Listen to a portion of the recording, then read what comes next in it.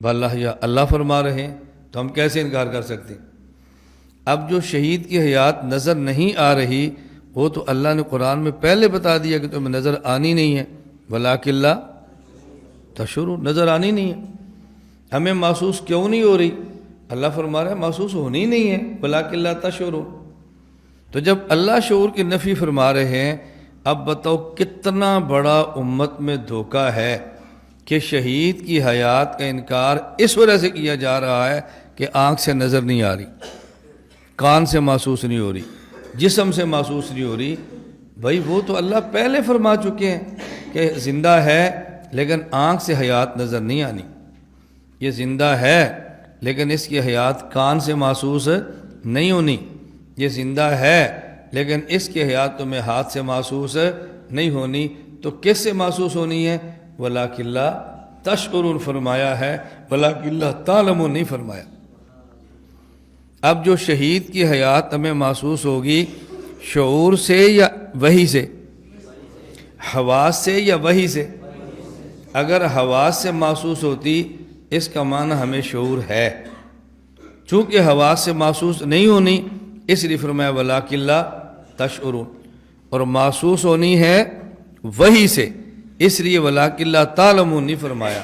معلوم ہوا کہ شہید کی حیات جو محسوس ہوگی وہ حواس سے نہیں بلکہ وحی سے، اور حواس کے منکر کو بے ایمان نہیں کہتے، البتہ وحی کے منکر کو بے ایمان کہتے۔ اس لیے سونے والے کی حیات کا انکار کریں تو اس کو اندھا کہیں گے، اور اگر شہید کی حیات کا انکار کریں تو اس کو بے ایمان کہیں گے۔ قرآن کریم میں سورۃ البقرہ میں اللہ نے فرمایا لا تقولوا لمن یقتل فی سبیل اللہ اموات بل احیاء ولکن لا تشعرون۔ اب ذرا بات سمجھ لیجیے، سورہ بقرہ میں فرمایا کہ مت کہو جو مارے گئے اللہ کی راہ میں اموات اے ہم اموات، کہ وہ مردے ہیں، بل احیاء اے ہم احیاء، ہم احیاء وہ زندہ ہیں، ولکن لا تشعرون لیکن تم ان کی زندگی کا شعور نہیں رکھتے۔ یہ جو ہے لیکن لا تشعرون، اس کی میں پہلے ترجمہ میں وضاحت کر بھی چکا ہوں لیکن پھر کر رہا ہوں۔ لیکن لا تشعرون، اللہ نے فرمایا لیکن تم شعور نہیں رکھتے۔ شعور کس چیز کا نام ہے؟ ادراک الحواس۔ شعور کس چیز کا نام ہے؟ ادراک الحواس۔ ادراک الحواس کیا ہے؟ پانچ حاسے، انسان پانچ چیزوں سے علم حاصل کرتا ہے۔ کوئی چیز چکھ کر پتہ لگتا ہے میٹھا ہے، کھٹا ہے، کیا ہے، کڑوا ہے، اور کچھ چیزیں سونگھ کر بدبودار ہے، خوشبودار ہے، بو کیا ہے، کچھ چیزیں ٹٹول کر نرم ہے، سخت ہے، کیا ہے، کچھ چیزیں سن کر، کچھ چیزیں دیکھ کر، ایسا ہے نہیں؟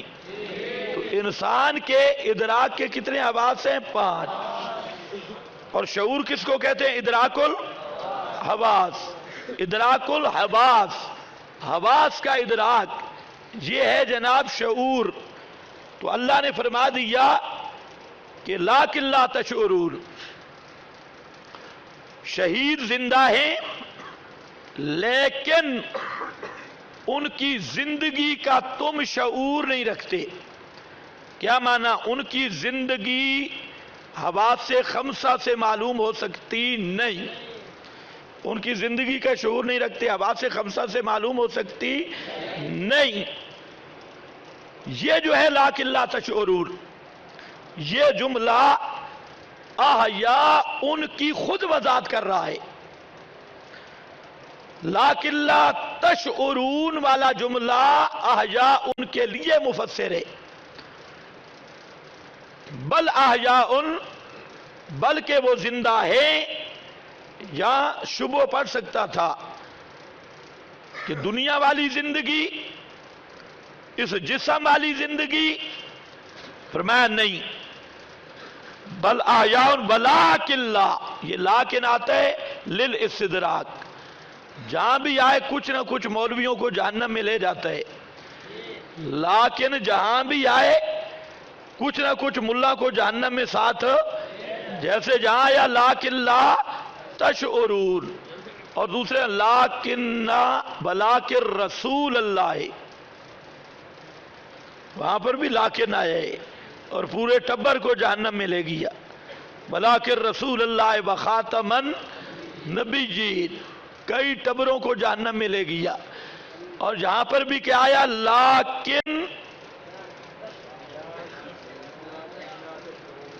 لیکن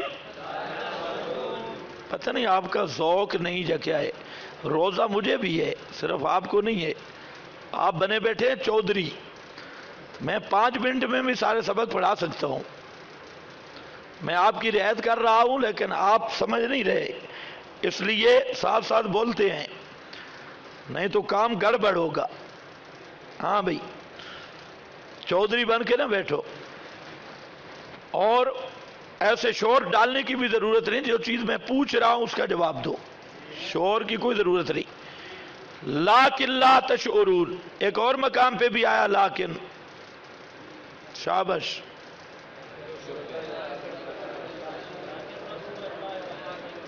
ما کان اللہ لیطلعکم ولکن اللہ، ادھر بھی بہت سارے مولویوں کو لیکن جہنم میں لے گیا، میں نے کہا لیکن جہاں بھی آتا ہے کافی جہنم کا سامان بناتا ہے، اب کہ جہاں پر بھی آیا لیکن للاستدراک، ازالہ شبہ، یا یہی شبہ تھا کہ بل احیاء، زندہ ہیں، ادھر فرمایا نہیں، جسم والی حیات، فرمایا نہیں، وہ حیات ایسی ہے جو تمہارے شعور میں نہیں آ سکتی، لیکن لا تشعرون حیاتہم، وہ حیات ایسی ہے جو تمہارے شعور میں نہیں آ سکتی۔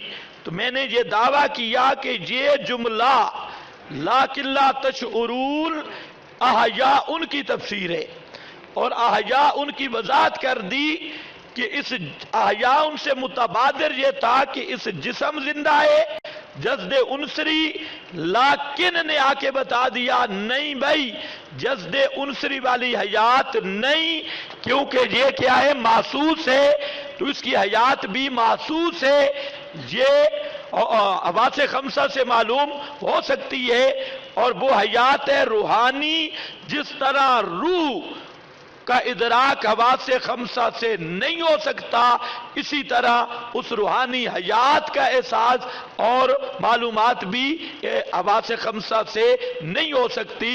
تو لیکن لا تشعرون یہ دلیل بن کے آیا کہ وہ حیات جسد انصری کی نہیں، بلکہ وہ حیات کس کی ہے، روح کی ہے۔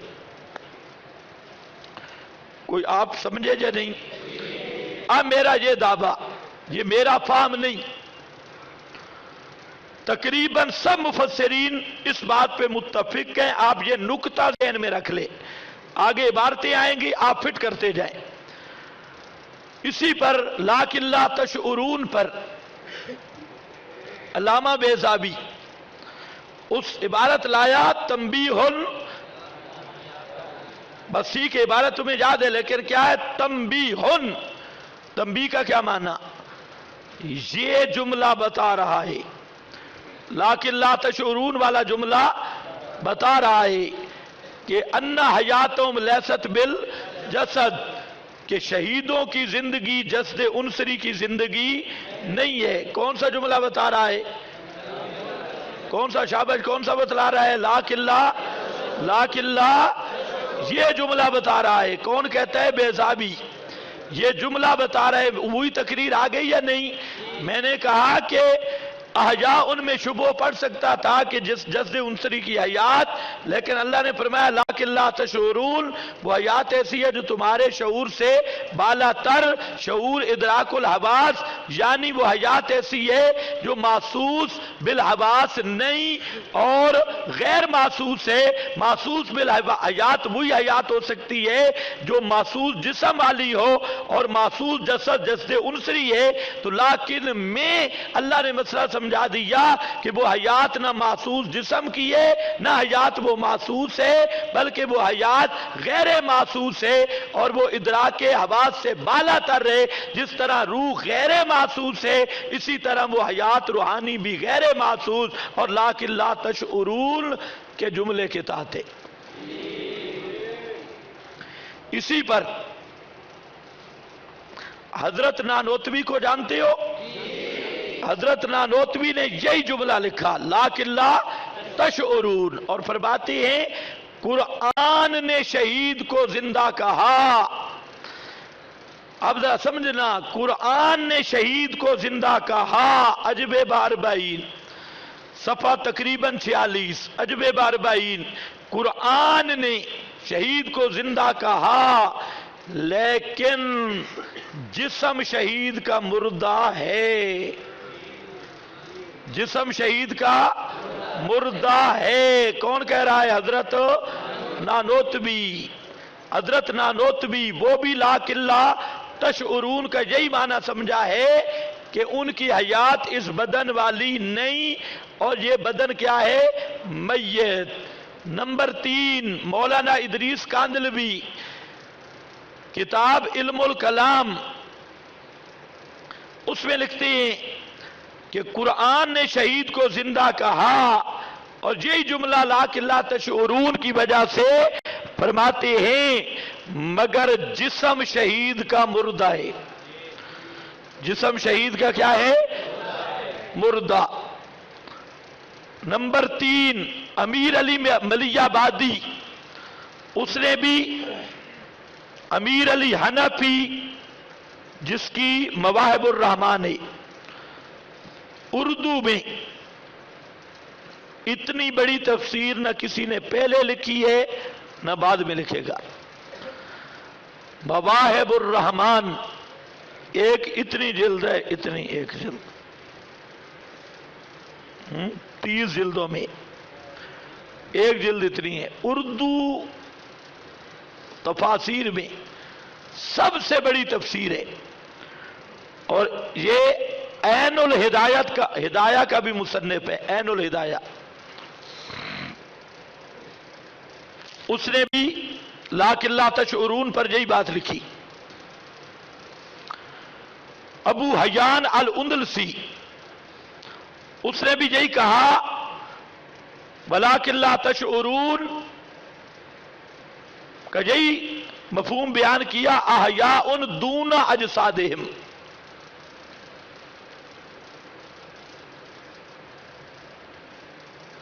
بس میں نے صرف اپنا فہم پر ماخذ پیش کرنا تھا، آگے چلو۔ تو پہلی آیت حیات شہداء میں لیکن لا تشعرون، گویا لا تشعرون احیاء ان کی کیا بن گئی؟ تفسیر۔ تو اللہ نے حیات کی خود وضاحت کر دی۔ اب آیا سورت آل عمران، اس میں فرمایا لا تحسبن الذین، کہ ان کو خیال نہ کرو جو اللہ کی راہ میں مارے گئے، امواتا مردے۔ یہ میں آپ کو بتا چکا ہوں، تنوین دونوں، اموات کی بھی احیاء کی بھی۔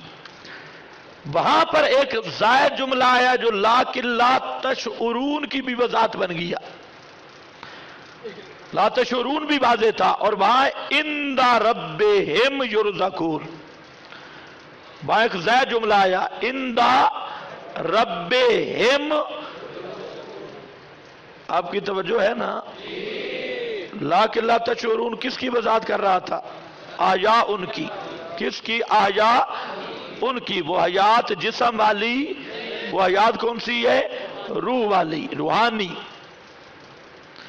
پھر اس میں کیا ہے؟ عند ربہم یرزقون، یہ لاکن لا تشعرون کی وضاحت ہے.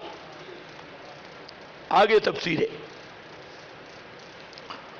کہ اپنے رب کے ہاں رزق بھی دیا جاتی ہے، اپنے رب کے ہاں رزق بھی دیے جاتی ہے. اب تھوڑا سا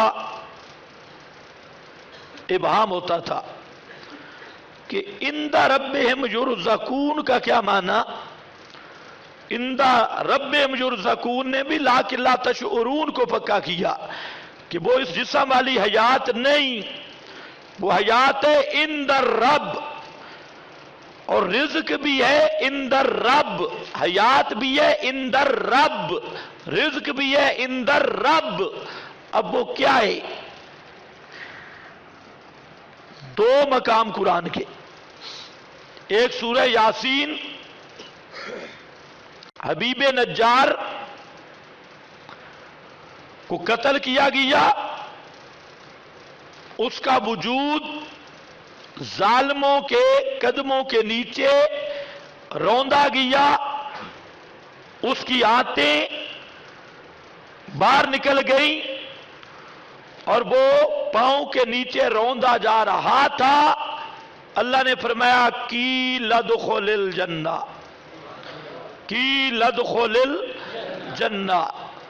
اب دیکھیں کی عند ربہم یرزقون کا محل خود قرآن نے بیان کیا. عند الرب کا کیا معنی؟ الجنہ.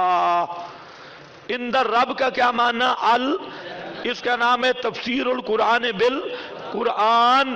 میں نے کہا قرآن کہتا ہے کہ شہید کی حیات روحانی فل جنہ، اور بابا بالکل سو رہا ہے. او لال ٹوپی والا بابا، بابا فوت تو نہیں ہو گیا؟ ہاں خیال کرو، شیطان ہوتا تو بند ہے رمضان میں، لیکن رسی تھوڑی لمبی ہوتی ہے. ہاں بھئی چلو میری طرف دیکھو، یہ بات آپ ترتیب بھول جائیں گے. پھر میں کہہ رہا ہوں احیاء ان کی تفسیر لاکن لا تشعرون میں بتا دیا جسم والی زندگی روحانی ہے. پھر لاکن لا تشعرون ہے کہاں؟ عند ربہم یرزقون. وہ بتایا یہ جہاں اس جہان کی نہیں ہے، عند الرب. اب بھی تھوڑا سا ابہام تھا، عند الرب کا کیا معنی؟ تو قرآن نے خود کہہ دیا کہ لدخل الجنہ. تو میں نے کیا کہا آپ کو کہ سب سے پہلے قرآن یہ بات کرتا ہے کہ شہید کی حیات روحانی فی الجنہ ہے. یہ کون کہتا ہے؟ قرآن کہتا ہے. سمجھ آ گئی آپ کو؟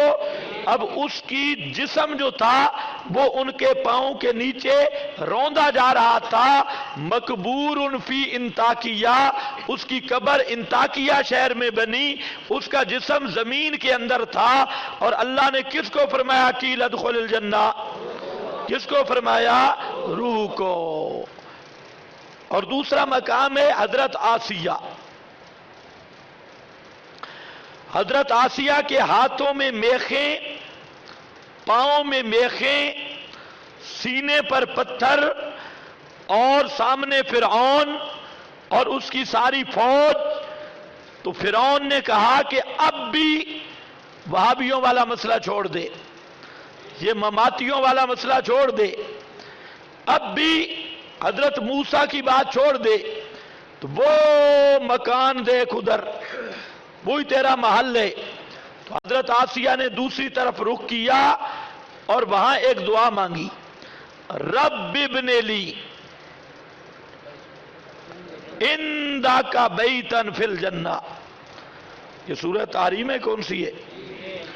رب ابن لی، اے میرے پروردگار، ابن لی مجھے بنا دے، عندک اپنے پاس، بیتن فی الجنہ گھر، کس میں؟ معلوم ہوتا ہے شہید کے لیے. یہ بھی شہید ہے حضرت آسیہ، وہ بھی شہید ہے حبیب نجار. تو اللہ نے خود فرما دیا کہ شہید کے لیے عند اللہ یا عند الرب کا معنی ہے بیتن فی الجنہ. قیل ادخل الجنہ، بس اس سے آگے میں نہیں جاؤں گا، میں نے اپنی بات کمپلیٹ کر دی۔ پہلا میرا دعویٰ تھا کہ قرآن کہتا ہے کہ شہید کی حیات جسد کی نہیں بلکہ روحانی فی الجنہ ہے۔ دوسری بات میں نے آپ کے سامنے کی حدیث رسول، ویسے میں حوالہ دیتا ہوں 35 احادیث کا، ہیں زیادہ، آپ کے پاس لکھی ہیں وہ میں سمجھا دیتا ہوں۔ 35 احادیث صحیح الاسانید، کھڑی سندوں والی، پیارے پیغمبر صلی اللہ علیہ وسلم کی، وہ اسی حقیقت کو واضح کر رہی ہے جن کے مجموعے کا نام تواتر، اور علامہ ابو حیان الاندلسی نے کہا متواتر، شاہ عبدالعزیز نے کہا متواتر، مولا ادریس کاندلوی نے کہا متواتر، امام راضی نے کہا متواتر، اور ہم ثابت بھی کر سکتے ہیں متواتر۔ متواتر احادیث، اس میں یہی ہے کہ شہید کی حیات کا معنی یہ ہے کہ روحانی فی الجنہ، شہید کی زندگی روحانی فی الجنہ۔ سب صحابہ میں سے ایک بھی صحابی ایسا نہیں جس کا یہ عقیدہ ہو کہ شہید کی حیات کا معنی قتل چونکہ جسم سے زندہ بھی، ایک حدیث نہیں، ایک آیت نہیں جس میں یہ مضمون ہو کہ شہید کی حیات اس بدن انصری کی حیات ہے۔ اس پر 30 پاروں والے قرآن میں ایک آیت بھی نہیں، ذخیرہ احادیث میں ایک حدیث بھی نہیں، سوا لاکھ یا 2.25 لاکھ صحابہ میں سے کسی ایک صحابی کا قول بھی نہیں کہ شہید کی زندگی اس بدن کی زندگی ہے، جسم کی زندگی ہے، بلکہ اس سے آگے چلو ابن جریر سے لے کے نانوتوی صاحب تک سب مفسرین اور علماء امت بھی متفق ہیں کہ شہید کی روح کا اس بدن کے ساتھ تعلق بھی نہیں، اور شہید کی حیات اس بدن کی حیات ہرگز نہیں، شہید کی حیات روحانی فی الجنہ ہے۔ سب مفسرین نے یہ لکھا۔